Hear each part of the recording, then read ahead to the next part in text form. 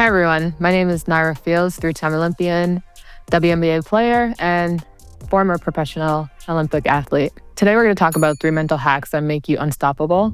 Essentially, think of your mind like an athlete's playbook. Your strategies determine whether you win or you lose in life. This episode breaks down 3 mental shifts that turn everyday people into high performers. You ever wonder why some people just make things happen? Even when life gets messy, here's the secret. It's not about being lucky or talented. It's about how you think. Today, I'm giving you 3 simple mindset shifts that take you from stuck to unstoppable. Shift number 1, from fix to growth. Stop saying, I'm just not good at this, and start asking, how can I get better? I remember specifically when I first started basketball, I wasn't the greatest. I had a little bit of natural talent. I was super athletic, I can jump.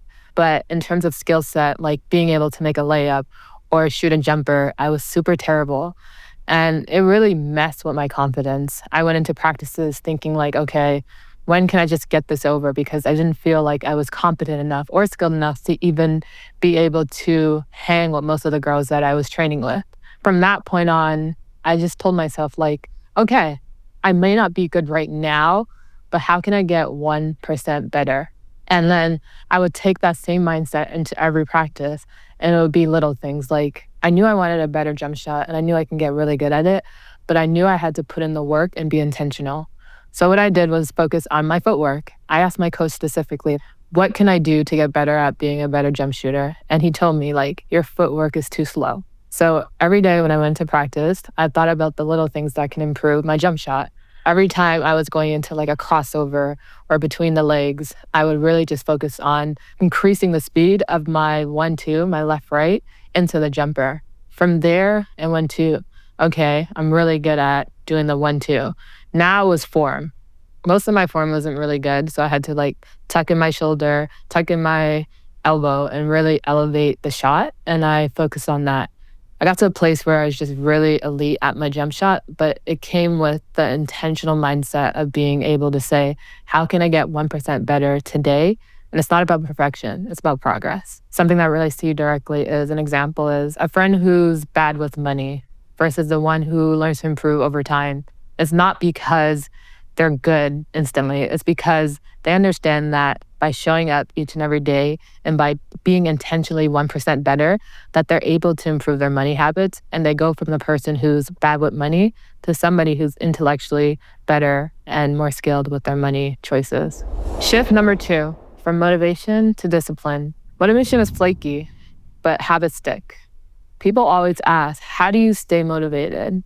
The truth, I don't. I just show up anyway.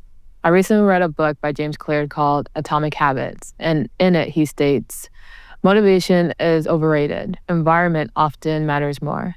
James Clear talks a lot about how instead of relying on motivation, you should design your environment to make good habits easy and bad habits hard. He believes that small changes in your surroundings can atomically nudge you towards the behavior you want. And essentially that's what I do. I'm really just a person who, even if I wake up in the morning, I didn't get enough sleep, or I feel like I only have 60% energy to give that day, I thoroughly believe that whatever amount of energy, whether it be 100%, 70%, 80%, 50%, that in that moment, it's not about perfection, but about giving everything you can in the moment. So if you know you got 50, make sure you're giving 100% of 50. If you got 80, you know you're giving 100% of 80. And over time, it's not going to be perfect, but the consistency of showing up, being able to give everything you have in that moment over time will allow you to build really great habits and not really rely on motivation. How this applies to you is, for example, the person who works out only when they feel like it versus the one who builds a routine and gets results. Building routine essentially is just about showing up. If you show up every day, even if you give 10 minutes, 5 minutes to a workout that you really don't want to do, over time, you're still establishing a habit of showing up. And over time, you'll be able to increase the amount of time you can be at the gym. So in the beginning, it's not about intensity. Rather, it's just about consistency of showing up. Shift number 3, from self-doubt to self-belief. If you don't bet on yourself, who will? There was a time I let self-doubt hold me back. I questioned if I was good enough to make a decision, Essentially, I was choosing between 5 schools to attend university for on a full basketball scholarship. The 5 schools were Louisville, Miami, UCLA, USC, and Louisville. And I had attended all 5 official visits and I had a great time. After visiting Miami, like I had this intuitive feeling like I really love this place. Like I think this is home. So I went home and I just wanted a bit of advice on like what school I should pick. And I ended up asking my uncle, what school should I attend? He blatantly just said, you should go to UCLA. He proceeded to explain why. At the time, I was living with Mike Brown. He had just got the head coaching job for the Lakers, just bought a house in LA. And he just explained that if I went to UCLA, I'd be able to have family right there in the backyard of UCLA.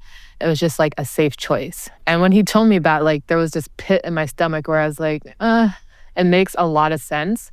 But really, my heart was with Miami. Because in that moment, I didn't have any self-confidence in my ability to make a decision that was going to impact my life in a major way. I decided to let somebody else make a life decision for me. In the moment when I agreed to go to UCLA and commit there, I made a promise to myself that I don't care if I make a decision for my life and it ends up being a mistake. I would rather live a mistake that I chose than to live a right decision that somebody else chose.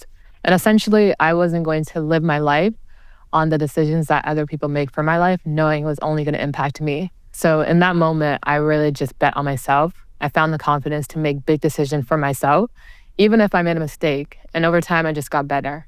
An example of this would be, imagine if you spoke to your best friend the way you talk to yourself. Would you be encouraging or tearing them down? I didn't have the confidence because my self-talk wasn't positive and it wasn't encouraging myself to make hard decisions. So my challenge for you this week is I want you to catch yourself one time when you're about to say, I'm not good at this. Instead, replace it with, how can I get better at this? Watch what happens. Motivation is overrated. If you only show up when you feel like it, you'll never reach your goals.